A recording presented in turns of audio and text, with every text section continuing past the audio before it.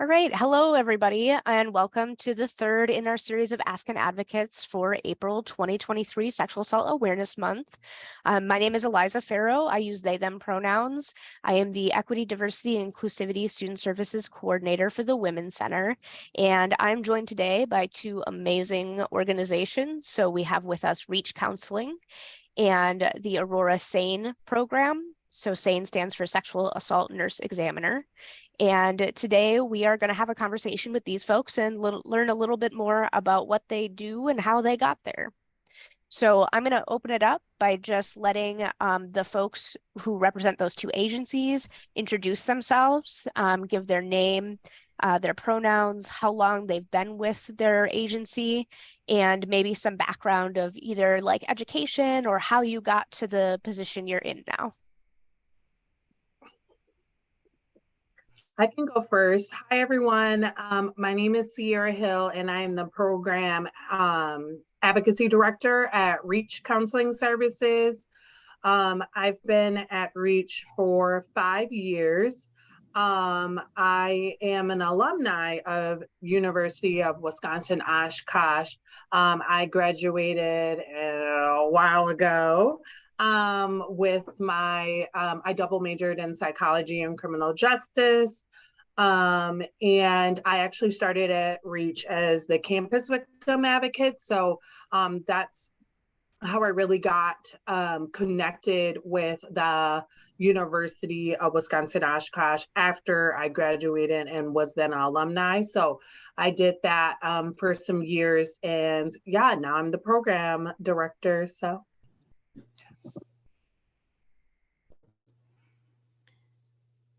All right, good morning. I'm Jill Carlson. I am from Aurora Oshkosh.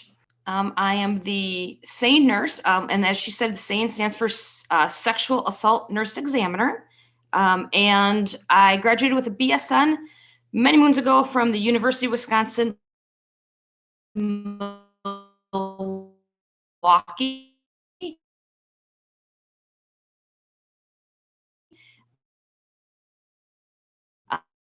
And then I came up here, worked in Oshkosh. I have experience, but by far and away my favorite. I think one interesting thing is I do have a certification, the SANE A certification through the IAFN, which is the International Association of Forensic Nurses. Only 1,500 SANE A's are in the country. So we're really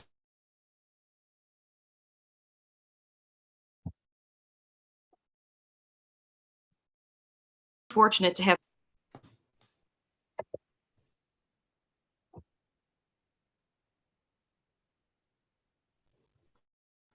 You're cutting in and out there a little bit, Jill.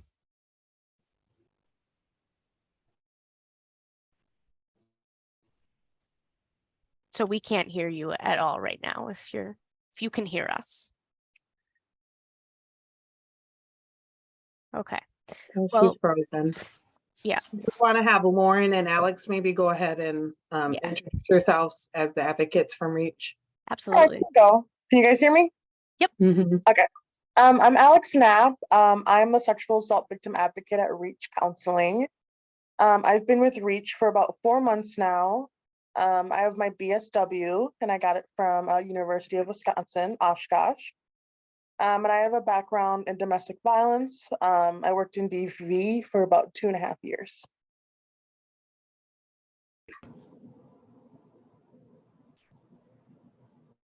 All right, I can go. Hi, my name is Lauren. I am a general sexual assault victim advocate for Reach. I've been with Reach for about a month now, so I'm newer. I have a psychology degree in psychology, and I first started with Reach as a volunteer for about a year doing SANEs for them. Awesome. Thank you. Jill, would you like to try your introduction again? I am going to try it. See if this works a little bit better. Does this sound better for you? It sounds a lot better. Yeah. Okay. Well, good morning. I am Jill Carlson. I am a BSN which is a Bachelor of Science of Nursing from the University of Wisconsin-Milwaukee many moons ago. I worked in ICU, radiology, hyperbaric medicine down in Milwaukee, and then moved up to Oshkosh. I love being a SANE. I love working with my advocates in the community.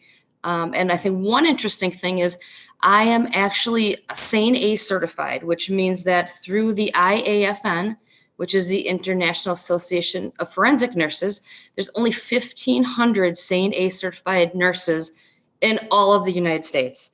We are very fortunate to have several up here that all we do and all we focus on is trying to better our practice, get the word out, and help reach out to those victims and survivors of sexual assault and other forensic needs. Awesome. Well, thank you all. So my next question for you all is, what does a victim or survivor advocate do? Or in the SANE example, like what do you do in your role as a SANE nurse? And what are some examples of your job duties?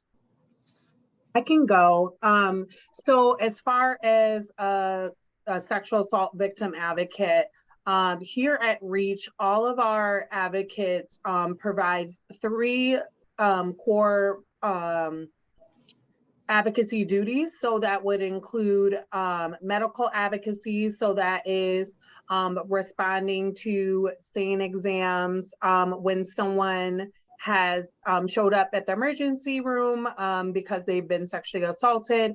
We will either meet them there or transport them there. We will provide medical advocacy by providing resources. We will support them, empower them to empower themselves. We will validate their feelings. We will make sure that they understand that everything is their choice. They have options, making sure that they are aware of that the services are free for them during that time. Our job is to be a support, but also give resources for the survivor. Also, our role at the hospital is to make sure that that they're being treated with respect and dignity, and that they have what they need in that moment. We will also go to follow-up appointments, which is part of the medical advocacy. We will also respond to the Child Advocacy Center and provide the same, support and resources, but for the parents while the child is going through the forensic interview that the forensic interview is providing for them. So we will be there as a support for the guardians or parents that are there. Personal advocacy, what that really looks like is helping them navigate through what happened to them. So a lot of times survivors haven't started to process, or maybe we're the first person that they're even telling. Our job is to listen, active listening, validate their feelings, make sure that they have a tool belt of different tools to help them when they are starting to feel they're getting those feelings, they're starting to get triggered. Our job is to make sure that they have, tools in that tool belt, such as, self-care, things like, whether they're doing meditation or yoga, or helping them, find what it is that works for them in their tool belt, because every survivor handles trauma differently. So we make sure we sit down with them and kind of find out what helps them process, what helps them when they are feeling low, when they're having those lows, what has typically helped them, and then also giving them ideas on what to do during that time. Also, personal advocacy is making sure that we hook them up with resources in the community. So if a survivor is walking through our doors, we know that they aren't just experiencing sexual violence. They may have children at home that need access to childcare or diapers, or they may need access to basic needs like clothing and hygiene products and household stuff. We make sure that we connect them with like Levin and Jake's Hope House and the community clothes closet, for example. And so that they have those resources to help them, because if they don't have their basic needs, met, it's very hard to work on your, work through that trauma and work through the emotional part, right? If you aren't having your basic needs met. So we make sure that we also hook them up with other agencies. So we are a sexual assault provider. So if the person is experiencing DV, as well, we will make sure that they're hooked up with either Harbor House or Christine Ann to make sure that they have, help when it comes to the DV aspect. And then finally, legal advocacy. What that really looks like is helping individuals navigate through the criminal justice system. So most individuals have not a clue as to what, the criminal justice process looks like. So our job is to be informed of that, make sure that we're informing our survivors of what the police report process looks like, helping them go file a police report, helping them with the restraining order process, filling out the paperwork with them, going to the courthouse with them, going to follow up hearings for the restraining order. That also is helping them with the victim impact statement. So once a case is moving forward within the criminal justice system and the district attorney has taken that case, there's an opportunity for a survivor to show the impact that the trauma has had on their life. So we will sit down with them, help them formulate their thoughts and create a victim impact statement. And then we will also, prep them and get them prepared for court to be able to share that. We will also go to court dates with them. So if they have, sentencing and trial and first initial appearance, all of those different court dates that happen from the very start to the end, we will go with them to court, make sure that they understand what's happening, make sure that we're taking notes so that they're able to know what happened. Because sometimes when you're in court, you're just filled with so many emotions and their perpetrator may be right there. So their mind isn't really focused on exactly everything that's being said by the judge. So our job is to be listening to that and then making sure that they know what happened during that court date. And then follow up across the board when it comes to medical, personal, and legal advocacy, following up with the survivor, making sure that they are feeling good about where they're at that moment. And also when it comes to advocacy and what we're doing, we also provide outreach. So I'm talking a lot, so I can turn it over to like Lauren and Alex to talk about the outreach part of advocacy. Yeah, I can go. So yeah, we do a lot of different outreach events in the community. So we'll go to libraries, for instance, or we'll do different tabling at different events. And that's just to really get our name out and let the community know that we're here for them. And so, yeah, we talk to the community. Like, for instance, tomorrow I'm going to it's like a conference and an event for the Hmong community. So we'll let them know that we have like specific advocates as well for different cultures and communities too. Mm-hmm. Thank you. Lauren, do you want to touch on the support groups that we offer here? Because that's part of advocacy as well. Oh, am I unmuted? Yes. Okay. So the support group. So I just recently went to one. I sat in on a women's support group. So essentially it's just so that people can get together and talk to people who are experiencing similar things to them within a confine of people who can support and lead the discussion and make sure that it's productive and healthy conversation for women who have gone through similar situations, whether that be DV, SA, or whatever it is that the women might need support on. We also do support groups for our SOT program, which is our sex offender treatment program.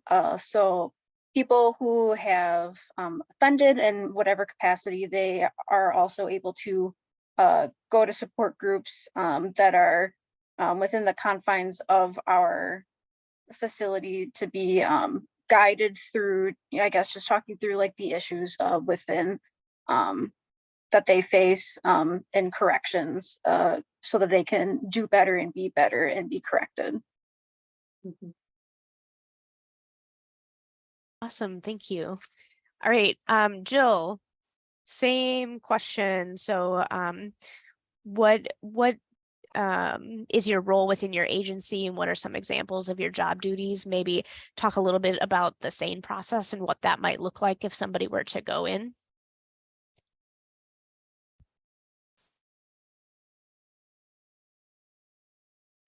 I work through Advocate Aurora Oshkosh. We see patients of sexual assault, domestic violence, strangulation, child abuse and neglect, interpersonal violence, elder abuse, so abuse of any age at all. And I'll walk you through a little bit about what possibly could happen with a sexual assault patient and kind of things that we do for them and can offer them during an exam. So we provide 24/7 care. We're on call. That is our goal. That is our hope. Patients come in a variety of different ways. Some just show up at the ER stating, this is what's happened. Sometimes they've been with the police, have already reported, and then decide that they would like to meet with us for an exam. Some come through, their family practice provider, some other method. But at the end of the day, what happens is I'm the SANE on call. I get a phone call from somebody telling me to come in. We have an hour or less response time.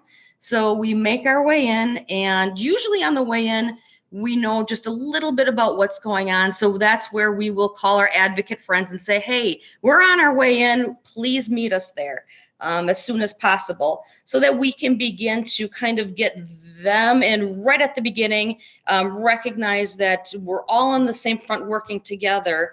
And that's kind of the ideal way that this all happens. We then take the patient back until we have our own little waiting room. So we try, some patients need to be seen in the emergency room if they have significant medical needs. But we do have an area off to the side of the emergency room. So you don't feel like you're in the hustle and bustle of the emergency room. It's a quiet, low lit, kind of more contained area where we can really take a step back and really offer some different things and meet the patient where they're at.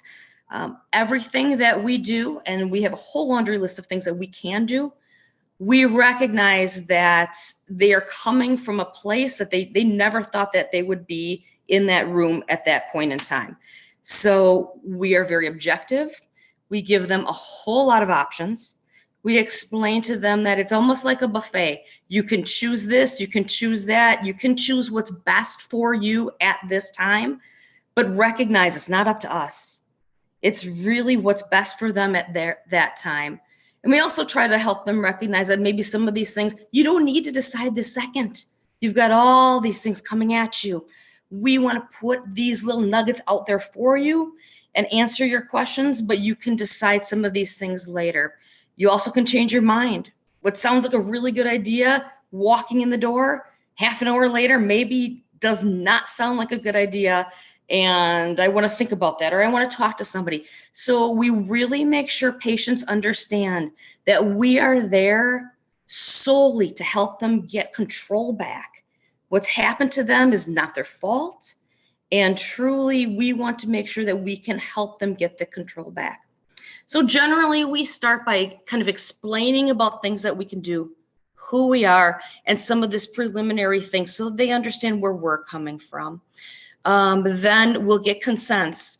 Consents, again, we try to explain the pros, the cons, all those, if you don't do it today, is this something you can do in the future? And how would that look for you? And try to walk through, You know, what are your biggest concerns and are your needs being met? So we'll get some consents and we'll offer things. Now, every sexual assault patient is different. As a nurse and as a SANE nurse, my first line of approach, my first duty is making sure you're medically safe. A lot of patients come in and, you know, after what's happened, you know, am I okay? Will this heal? Why does this feel like this? Making sure to tell them, you know, this is what's happened or this is what you're feeling medically. Let's make sure you're safe and how you're going to heal and become whole again. So that is our first, you know, that's usually our first where we start. We can do a head to toe physical exam, which includes a speculum exam, which you could really look for specific injuries. And there again, you know, how is this going to heal? What is this going to look like? How is this going to look in the future? Things heal very quickly down there. Give them that reassurance that you will be okay. So we do the head to toe physical exam. We can offer medications, STI medications. We typically don't test. We typically just treat, but we can offer them those. We can also offer, you know, pregnancy, you know, tests and risk assessments and answer some of those questions. HIV medications and prophylaxis, if that's something. Sometimes patients come in and they don't remember a thing of what happened. We can collect urine and alcohol or urine and blood and look for DFSA, which is drug facilitated sexual assault, and remind them that, you know, if you can't answer these questions, that's not your fault. Tell us what you know and we will help you kind of put the puzzle pieces back together. So we then move on to other things, more of the forensic or the collecting of evidence piece. We collect evidence such as clothing that maybe they wore at the time of assault. And we actually have other clothes we can give to them in replacement, so they're not leaving without anything that night, but we are able to take that and get that to the police or not to the police because they don't need to necessarily report at that time. We also then can take, I'm sure a lot of people have heard about the kit, which is the little box with the little swabs, and what we try to look for is the DNA evidence. And depending upon what happened with the type of assault, we will help collect evidence that can either be boxed and sent to the Madison Crime Lab and be reported, and the police, you know, can follow up on that. Or if they need a moment and they just say, you know what, do everything you can to help me tonight, collect all the evidence, but I don't know where I'm at right now. I need a second to process. We're able to set that evidence aside, give them the time to make maybe a better decision for themselves or talk to the advocates or just get a night's sleep and then decide, yes, this is how I want to continue on with this. And either it could go to the crime lab anonymously where it will stay there for 10 years. Nobody touches it until they decide what they want to do. Or we could go ahead and, you know, we can go ahead and help them file that report, or an advocate can. So that is the forensic piece where we work together with, you know, the police department, with the crime lab to help put those pieces of the puzzle together. At the end, just like an advocate, we care about their safety. Are they going home to a safe place? Who is there to help them in the morning when they wake up? Who is there to make sure that they're safe? Is the advocate, you know, are they comfortable with the advocate? I'm telling you, those advocates, while we can be there for them that night, make the follow-up phone call, we really stress, she's going to be there. You're not supposed to know how to answer these questions. She will, the advocate will. So I can do everything I can for you tonight to meet your medical needs and these forensic needs, but together we're going to help you kind of get you past tonight and hopefully on the road to, you know, to being a survivor of this as best we can and give you that control back. So that's, I think, in a nutshell about what we do. Each patient is different. You know, like I said, some people just want the information and say, thank you. I know what my options are. Maybe I'll come back tomorrow. Some patients, yes, I want to absolutely do everything we possibly can, but we are there to meet them where they're at, provide that support, let them, sometimes they just need to talk for a while and just say, hey, let me just kind of tell you what happened and take a second. Everybody is different. Yeah, awesome. Yeah, you both organizations do a lot, and it sounds like you collaborate a lot together. And I've seen that through my role too. So sometimes if students were to disclose, obviously I give them all kinds of resources, and oftentimes SANE at Aurora and REACH, getting in touch with an advocate are like two of the resources that I refer to the most. So I really appreciate you all and what you do. So you all have kind of answered part or all of this next question. So just let me know if there's anything you'd like to add. So what does advocacy look like for you, and how do you incorporate it into your role? The only thing I would add from our point is we have a nurse that does a really good job of explaining the noun, the advocate is Sierra, is Lauren. They're the advocate. We advocate. We're the verb, and we will try to represent you that night. You're not supposed to know what questions to ask. You're not supposed to know, things that maybe down the road may be happening. We're here to be that verb, to put those questions out there and to help, advocate for you as a voice coming beside you. That's what the Latin word actually meant in the past, is to walk beside and to use your voice next to someone. So for us, it's really important that, that we are there for them during this moment of crisis.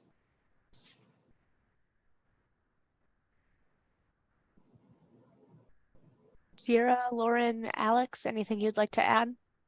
And me's here too now. Oh, yeah, and me.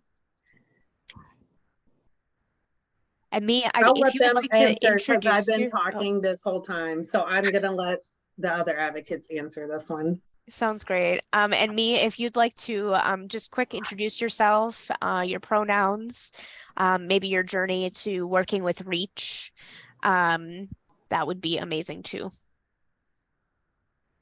Hi, everybody. I hope you guys can hear me. My name is Mi Shong. I'm with REACH Counseling. My title here and role here is the Asian Outreach Victim Advocate. Prior to REACH, I was working with children with disabilities and also being a lead teacher with children. So being here at REACH, I truly enjoy the work that I do as an advocate. Being Hmong specifically, and within my Asian community, I really do want to provide a bridge that can cover a gap between sexual assault and victims who need this resources in the organization, the counseling, the therapy that we provide here at REACH. So I definitely love doing my job, and truly being an advocate. It's being there for someone. I'm sure at some point in our lives, we've been through a situation where we feel like there's nobody that was there for us. And just having our victims know that even if the advocates are not like a family member or a best friend or a friend or a partner, that we're still there for moral support.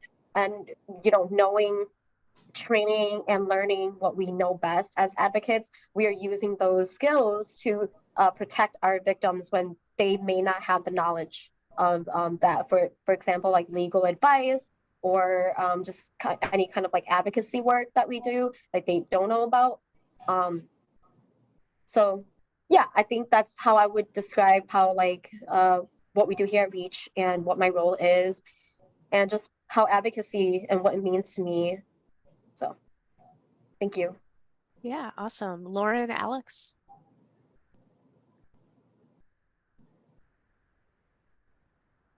I don't know. I feel like me did a really good job at encapsulating what an advocate is. I started off as a volunteer here at REACH, and I didn't really know what I wanted to do. And it wasn't until I did my first SANE, just really being with someone who was a complete stranger, and just that vulnerability aspect of this person is truly in a position where they do not know what to do. They don't know anything about anything in this moment. And just like, I don't know, being able to be with somebody who is, it feels like they have nothing in that moment, and just like the humanity and the vulnerability of just like showing support for a complete stranger. I don't know, a lot of healing happens within those two people to just be able to like sit and work on a problem, the problem at hand, just being with the other person and advocating for them and for their healing journey. I also think it's important to recognize that we're really, in a lot of ways, it's an honor to be there. I mean, this is their worst moment of their life. They don't know where to turn for many of them. And it's an honor to be there. It's a privilege to walk beside them and to help them through this journey with very private information. I mean, these are really private details they're sharing with a total stranger when we first meet. So from my point of view, you know, it's a real honor to have this sort of role and to work beside some really good people with advocates that I know they're in good hands after they leave me. It's really fortunate that we have advocates to work alongside with.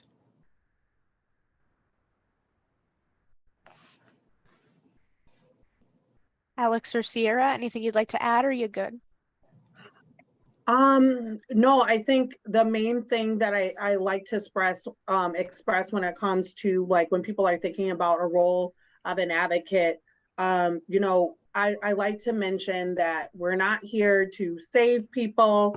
That is not the role of an advocate. That is not what this is. We're also, you know, not there to, you know, tell someone what they should be doing, and giving them the options, making sure that they know all of them, not picking which ones we want to give all, and, you know, give them all, and allow them to have the power and control to choose what they would like to receive as far as resources and services. So I always like to point that out. Yeah, absolutely. All right, so I want to know about culturally specific services. If your agency or organization offers any culturally specific services, and if so, what are some examples of what you provide? So I think since you had said that you are a specific, you work with the Asian community specifically, I thought maybe we would start with you on this one. Yes, thank you. So I recently just had a meeting with 2 other agencies, with 2 other Hmong advocates, and we are currently working on building a workshop with just 3 of us for the Hmong community in the Fox cities, with an educational piece where we can educate the community and the Asian community specifically about DV, SA, and mental health. Because we know that in our community, we still have a lot to work on. Because we work with a clan system, so it's still kind of like a gap that is still kind of very like spacious, that it's not able to close. So we're trying to build that bridge to fill that gap, so that way, you know, our community knows that there are resources out there, that there are advocates out there, and a lot of our community still don't really know the role of what an advocate does, right? So our role is to do that. So we are working on this workshop together. And then we're planning to launch it like probably in the fall or August.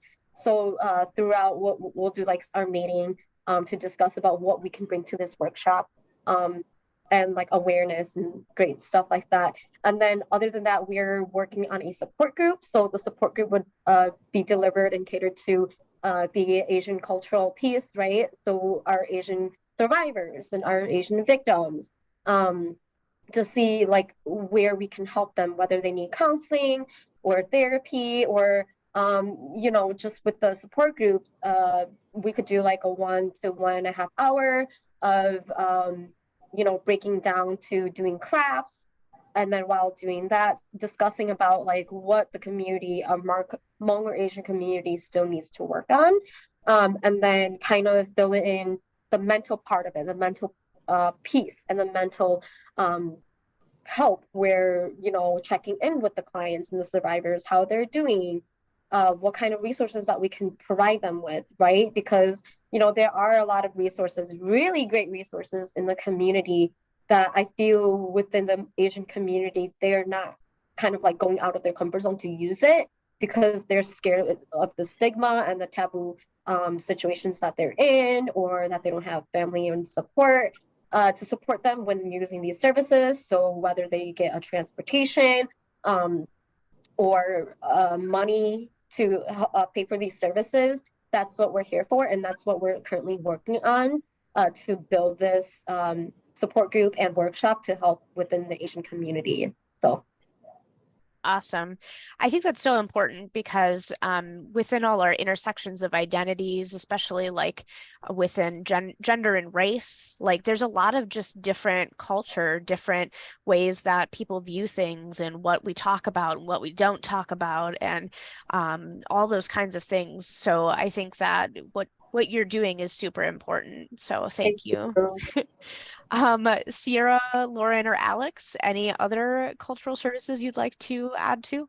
Yeah, so we also have our Latina advocate, Mary Carmen, who works with that community really well. And then me and Sierra are two Black advocates as well, who we can work with that population too. Not quite culturally specific, but we have our human trafficking advocate as well, who helps with the human trafficking side of things. Mm-hmm. And when it comes to like our culturally specific programming, you know, they all provide the same legal, medical, and personal advocacy, but then there's that cultural piece, right? A lot of individuals that are walking through our door, like I mentioned before, haven't just experienced sexual abuse. Sometimes they're walking through our doors with, you know, racial, violence that has happened to them as well. Discrimination, microaggressions, all of that. So when we have individuals that identify within that group, it allows there to be comfortability. It allows that people don't have to explain everything to someone. They're able to just say what they mean and we get it.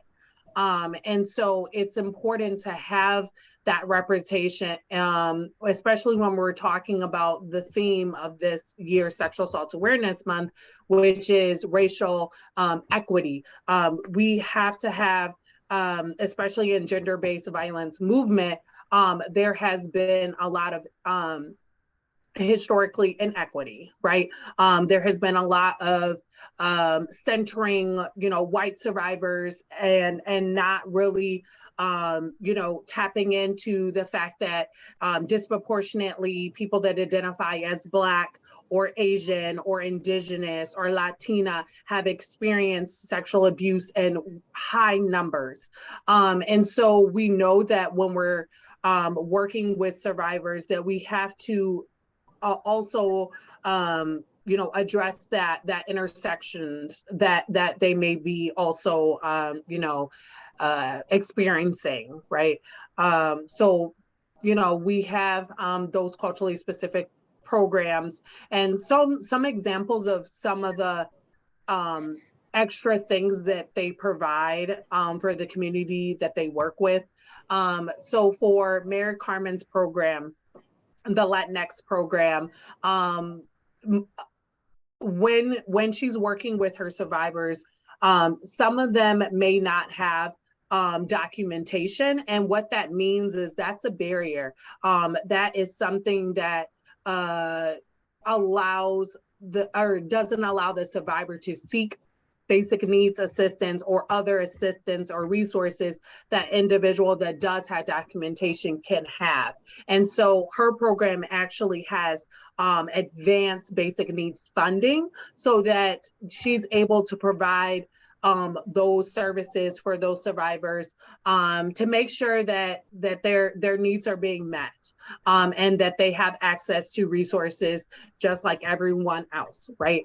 And so that's another piece to her program. Also, she can help assist with different types of visas for victims of crime. So she can help assist with filling out those paperworks, helping them emotionally through that process. For example, she also runs 2 support groups in Spanish for individuals that identify as Latina. So one virtual and one in person. And we also have our Indigenous Peoples program. I don't know if I mentioned that earlier, but that program is also there to bridge the gap within the Indigenous community because of a lot of historical, generational trauma and stuff that has happened to the Indigenous folks that live in Wisconsin. It's important that we understand that there is a lot of, they're a little hesitant to seek services, rightfully for good reason. And so our job is to let them know, validate their feelings. We understand, we want to make sure that we have someone or someone that's in that role is also from that community. And so they understand, why they are hesitant to maybe reach out to the police or maybe, go to the hospital, that type of thing. And making sure that they understand that we are validating their feelings, but also making sure that they know, like, we're here for you. We're going to walk you through this process. We will go with you to these appointments. And then kind of build up that trust. And when they trust us, then they trust the people that we're bringing into their life to help them through that portion of their healing. And so that's what I would like to, mention for that. Hopefully that answered your question. Yeah, no, I think it's amazing, like all the different intersections of identity that Reach really, it's not just like, oh yeah, we've got one program that covers all survivors of color. It's like individualized. And so I think that's something that's super important and really awesome that you all do. Jill? Yeah, one thing I wanted to actually Go ahead. include. Yeah, so then for the people who aren't specifically in like cultural programs, we are also required to do DEI moments, which is something that I specifically am super grateful for, as I culturally I'm white, so I feel like there's so many things that I know that I need to learn about. So it's very encouraged that we do DEI moments, which is diversity, equity, and inclusion. So everyone who works at Reach is required to do presentations on something that has to do with diversity, equity, inclusion, so that even though I don't have a lived experience as somebody who's from a different culture, I'm still, getting to learn about these cultures so that I can at least have some information from different backgrounds that aren't of myself, which is something about Reach that I find super amazing, just because I haven't worked here for very often. So that's something super cool about the job that I'm starting to learn and appreciate. Yeah, and I wanted to add onto what Lauren said too, because I believe that at Reach here we do, I think once a month, I could be wrong, or like one time every 2 months or something, we do like all the staff, like the counselors, the therapists, all the advocates, to do a DEI moment with other trainers through Zoom as well, where they come in and they do it with us too. So I do really appreciate that as well, like kind of learning about, diversity and what our community involves with, which is so important because we have a lot of staff here that are it's diverse here. And so that's what I truly appreciate too. And, like being like a cultural advocate here, it's been kind of challenging too. Like, even though, I'm Hmong, and I still have to kind of learn different terms to translate for clients, right? Or just during my outreach events,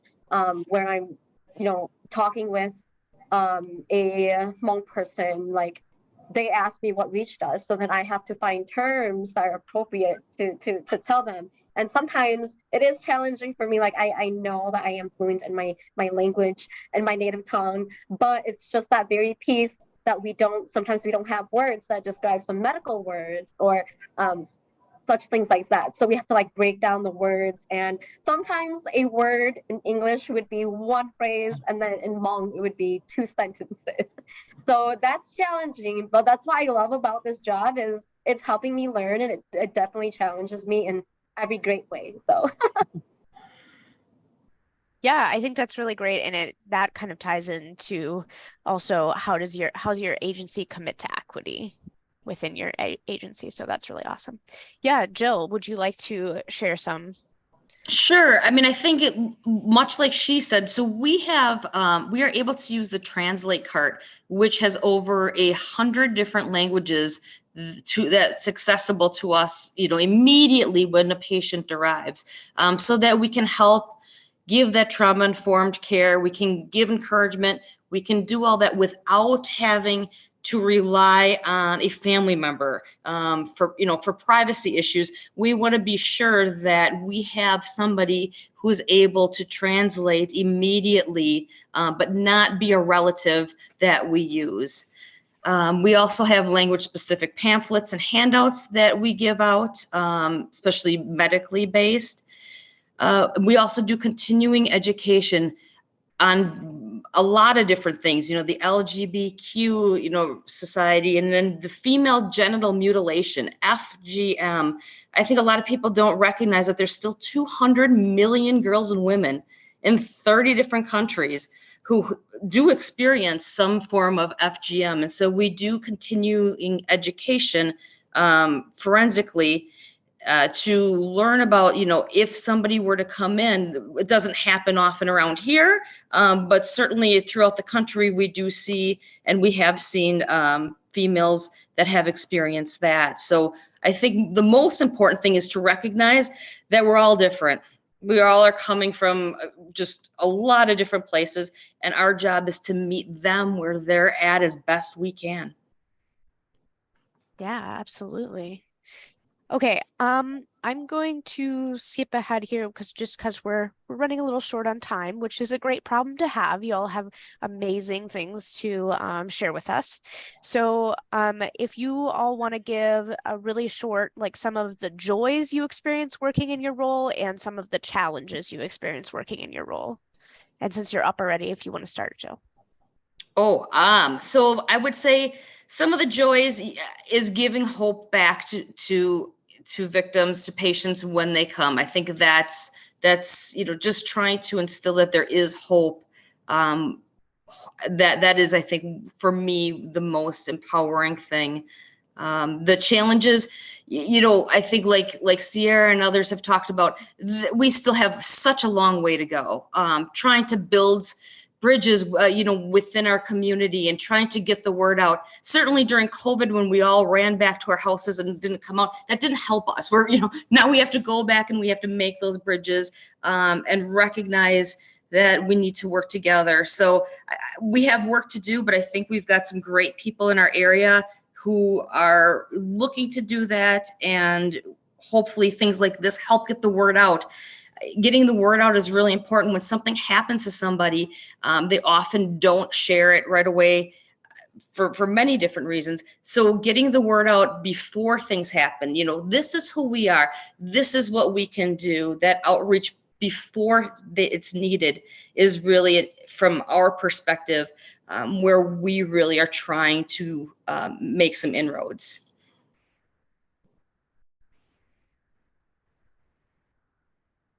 I can go next. I know for me, at Reach, now, are in my 5th year. I would say the thing that I enjoy most is just meeting different people from different walks of life, and different, survivors, and helping them navigate through the different systems that are, here, and so it's really powerful and impactful when you're working with the survivor, and the survivor just is so grateful for you, and just feels so good about having someone there to help them through a very difficult time in their life. It means a lot to me when I just see, like, they come into the office, and you could tell that they're a little down. Their head may be, a little closer to the ground. They may be slouching. They may be, just looking, with a lot of, emotions on their face. And when they leave, just how bright they are, how their head is a little bit higher. They're so thankful for like the session and just like the information that they were given, and that they have an advocate that they can work through and talk about this type of stuff with. And so that's always been very impactful to me. And then also just professional growth, just starting as the campus advocate, and just the growth that I've seen within myself, and the things that I've learned about myself as I've worked in a gender-based violence movement, is just it's just really made me like an activist in general about a lot of different things. I kind of was more on the side of just kind of listening and observing when I first started in this work, and now I'm like, I see something, I'm like, nope, that's wrong, don't do that. Like, and I've really grown to really be an activist for others. So I would say that. For me, I would say one of the joys of this job is watching that healing journey, being with that survivor from the beginning, and towards their journey of healing and being empowered is such a privilege to watch. And I'm so thankful that I'm able to give them the tools and resources to do that. And like, seeing somebody from a SANE, for instance, and then seeing them a couple months later, and they're doing the work, and they're having their coping mechanisms, and they're living again, and they can do things that they couldn't do before. It's really a privilege to watch. So it's definitely one of the things that I love.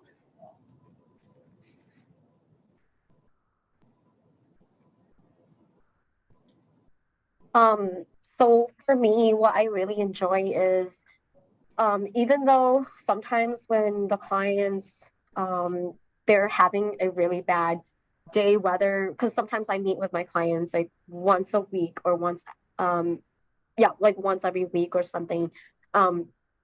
And they are having a really rough weekend or something like that. Personally, then when I see them, they tell me that I knew I really needed to see you today. And it was a Saturday, this happened or that happened. And I just couldn't wait to see you so I can tell you. Like, that makes me happy knowing that they have someone to talk to, someone who, that their information is confidential, and that it's not like a friend where they tell a friend and then it passes on to another friend. Like, they know that it's private, that they trust you. And I just feel really happy that my clients can trust me. And that's what makes me happy, is when they are able to be expressive as well. And I really like that. Like, I love the conversations that I have with my clients, because each session I meet them, I always learn something new about them. And then, if something comes up, right, there's always something. Like, I decided that I need help with signing up for classes, or how to go about it with getting resources. And then they would tell you, like, I never thought I need this, or I needed that, but now I don't. So there's a lot of changes throughout these sessions, but that's why I really enjoy it, is because I get to connect with my clients, build a rapport, and then just listening to their stories is, being an ear for them. And they know that I can meet with my advocate, and now after 1 hour of my session, I feel great. I can go back home, I can relax, I got that out of my system, and now I feel much healthier. And that's what makes me, at least for me as an advocate, feel like I'm doing my job right. Is if I cannot be there for this client, like, I feel like I'm missing something for myself too. So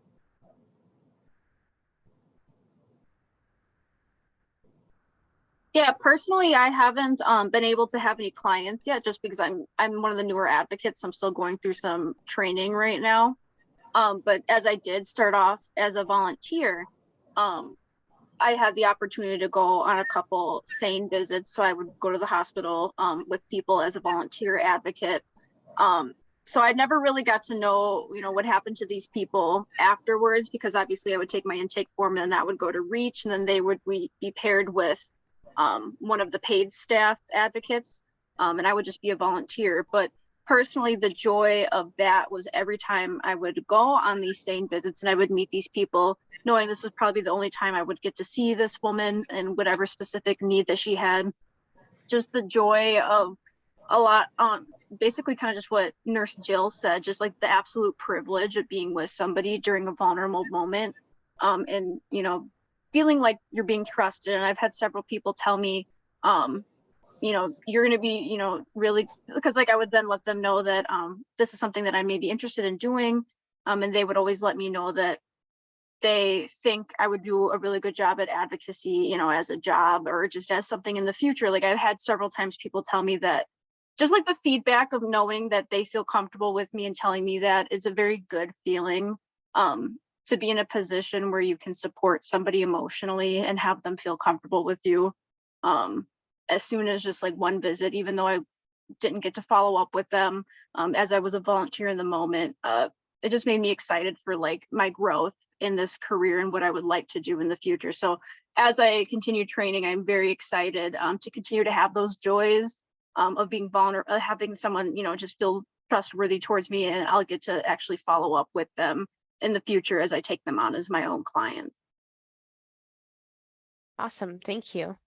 All right. And to wrap up really quickly, if you all want to go around and give like an action step on how someone who's not in a formal advocate role can support victims or survivors of sexual assault, or perhaps your organizations. I will go, because I would not be myself if I did not plug our volunteer advocacy program. So as Lauren mentioned, you are able to actually get client interaction. You're able to help someone in crisis after they've been sexually assaulted. It's a wide range of identities and ages and everything like that. You are able to pick the hours in which you would like to, the days and time in which you would like to provide volunteer advocacy. It's very much volunteer led. So you are able to choose the days that work for your schedule. We require a minimum of 3 shifts a month.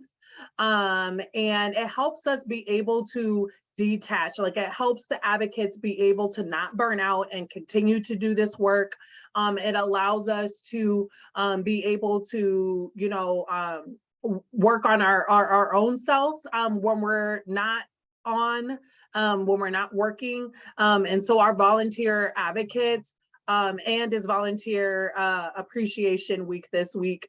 And so we want to make sure that our volunteers are being appreciated, and that they know how much their participation in our program helps survivors, because a lot of times survivors, they don't know that they need an advocate. Like they're being offered this advocate, and a lot of times they're like, I don't know, like if I need, someone there for me. But when we show up and we're there, they aren't like mad. They're excited, they're happy, they're they didn't know that they needed us, right? And so if you are interested in volunteering with Reach, please email me. I will put my email in the chat, and I will get you everything you need to volunteer with us. And yeah, that's what I would say. Volunteer. I think if you're like a friend or a family member, somebody who's going through this, believe them. The number one thing, believe them and validate their feelings. That's the 2 main things that I would say.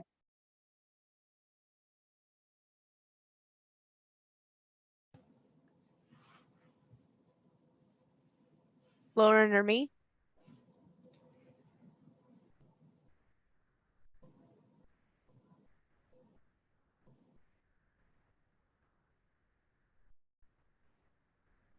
Yeah, what Sierra and Alex have said before, understanding the victims, and when they come to you for help, that you are understanding what their needs are and be open with them. If they are not as expressive in the first place, it's okay. There's no pressure, and that you shouldn't I guess kind of give them pressure to express what they need help with. Sometimes it's just building that connection and relationship with them, and then until they start to be expressive, and then they will just tell you what they've been through, and then that's where you can start to provide them the services that they need. And yeah, like Alex said, believe them. And I'm not just saying believe them because we're told to, right? It's because you just never know, right? Because when we believe them, we are pausing them already for coming to us, for trusting us to even walk forward and let us know what they need.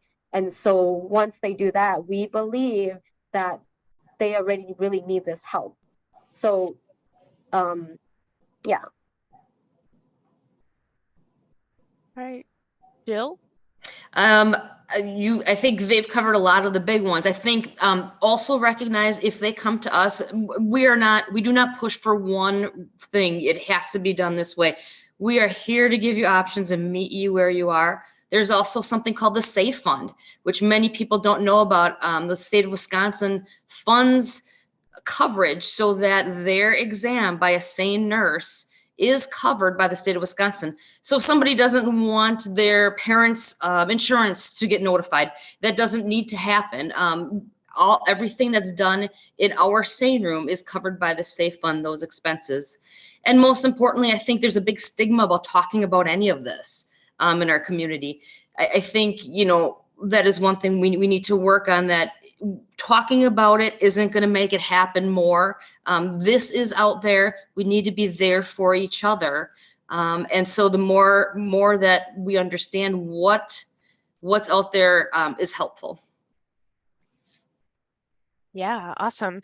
As an educator, I would just like to add educating yourself on the various topics, or how to notice the signs, or how to help somebody like a family member, or a friend, or an acquaintance. I think those are all things that can be really important as well. But yeah, obviously volunteering, if you've got time resources, or donating if you have physical items or financial resources, are always great options to these organizations that are already doing this work. And coming to events like this are also super important. All right, well, I just want to thank all our wonderful guests, and so Sierra, Lauren, Alex, and me from Reach Counseling, and then Jill from Aurora SANE for spending the time and chatting with us about these really important topics. So thank you. Thank you. Thank you, everybody, for your time.